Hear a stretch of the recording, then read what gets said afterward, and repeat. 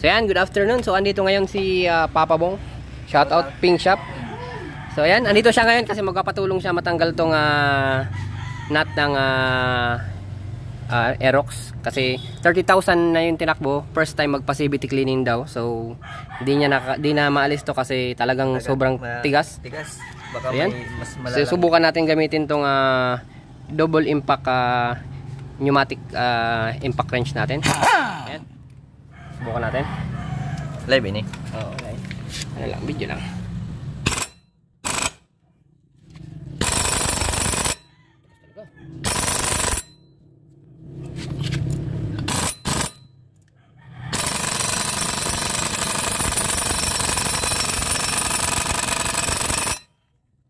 So, ayan.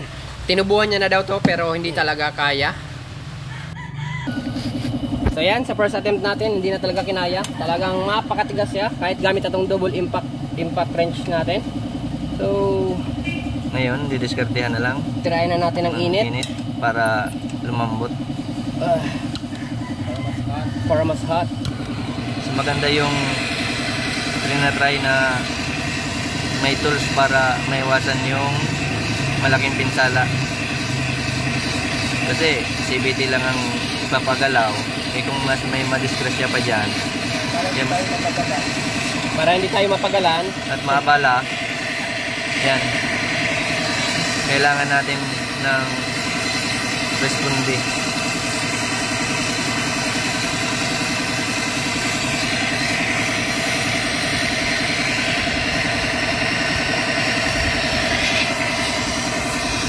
Six.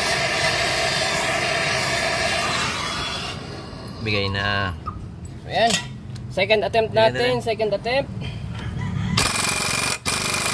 Yan. Yun. Minjan.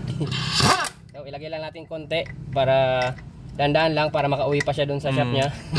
Kasi baka medyo malayo yung tutulakin niya.